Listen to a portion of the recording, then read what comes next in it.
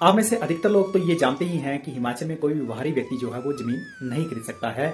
और अगर उसको हिमाचल में ज़मीन खरीदनी है तो उसके लिए उसे परमिशन के लिए अप्लाई करना पड़ता है। और ये सारी जो चीज़ें हैं ये धारा 118 के तहत आती हैं। और धारा 118 को जो है हिमाचल की आत्मा भी कहा गया है। इसके साथ साथ आज इस टॉपिक के ऊपर चर्चा होगी। उसमें कुछ हिमाचल के ऐसे एरियाज हैं जहां पे हिमाचली भी जो हैं वो जमीन नहीं खरीद सकते हैं। तो साथियों नमस्कार, आप देख रहे हैं हिमाचल टीवी और मैं हूं नवीन शर्मा। और इस तरह जमीन से जुड़े हुए जितने मुद्दे हैं उनको हम यहाँ पे डिस्कस करते रहते हैं। अगर आप चैनल पर नए हैं तो चैनल को सब्सक्राइब जरूर कर दें और चलते चलते वीडियो को लाइक जरूर कर दें। तो देखिए, ऐसा है कि हिमाचल में कुछ ऐसी जगहें हैं जहाँ पे हिमाचली भी जो है जमीन नहीं खरीद सकता है। और हिमाचल में जो है वो बहुत सारी जो है वो जनजातियां भी रहती हैं जिनको शेड्यूल ट्राइब्स कहा जाता है।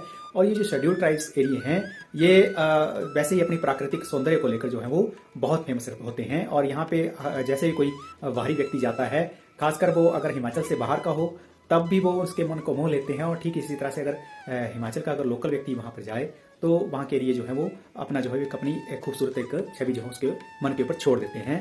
तो अक्सर हर किसी के मन में ये आता है कि जो जितने भी ट्राइबल एरिया हैं वहाँ पे जो है वो ज़मीन मिल जाए। लेकिन हिमाचल में जो है वो ये जो फैसिलिटी है ये ट्राइबल एरियाज में नहीं मौजूद है। यहाँ पे कोई भी हिमाचली भी जो है वो ज़मीन नहीं खरीद सकता है, बेसिकली जो शेड्यूल ट्राइब से बिलोंग ना करता हो।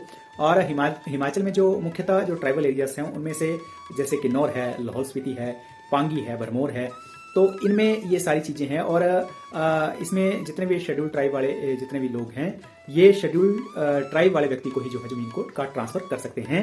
लेकिन अगर कोई व्यक्ति बिना किसी शेड्यूल ट्राइब वाले इंसान को जो है वो अगर ज़मीन ट्रांसफ़र करना चाहता है तो यहाँ पे एक एक्सेप्शन भी है जिसमें जो है वो उस व्यक्ति को जो है वो सरकार से जो है वो राज्य सरकार से जो है उसको परमिशन लेनी पड़ेगी।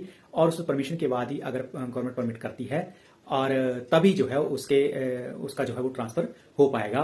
तो ये एक बड़ा एक इम्पोर्टेंट जैसा क्वेश्चन है। और एक दिलचस्पी है कि हिमाचली होकर भी जो है हिमाचल के लोग जो है वो ट्राइबल एरिया में जमीन नहीं खरीद सकते हैं।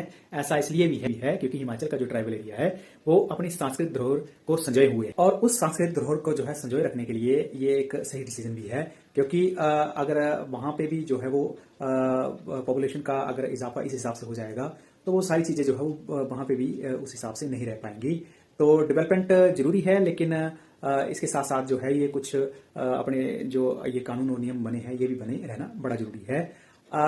इन ये जो इलाके हैं यहाँ पे ये दूर दराज के क्षेत्र हैं और यहाँ पे जो है वो अमूमन ये कुछ समय के लिए जो है वो कटे रहते हैं क्योंकि यहाँ पे जो है स्नोफॉल उस हिसाब से होता है। लेकिन डेवलपमेंट के बारे में बात करूँ तो डेवलपमेंट अब इन इलाकों में भी बहुत सारी होने लग पड़ी है।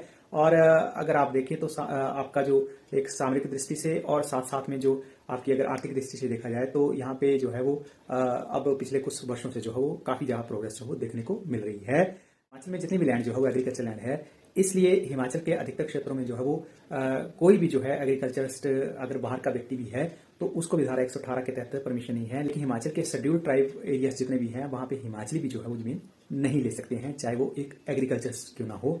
तो एक जानकारी थी आपके साथ साझा की। आपका इस वीडियो के बारे में क्या विचार है? अगर आपका इसके संबंधित कोई प्रश्न होगा तो कमेंट बॉक्स में जरूर पूछिएगा। बाकी आपका जमीन से कोई संबंधित मुद्दा होगा तो वो भी आप कमेंट बॉक्स में जरूर पूछिएगा। मैं कोशिश करूंगा उसके ऊपर अलग से वीडियो बनाने की। तो मिलता हूं एक अगली जानकारी में, तब तक जय हिंद, जय भारत, जय Himachal. kita katen kita katen tata kita katen ta kita katen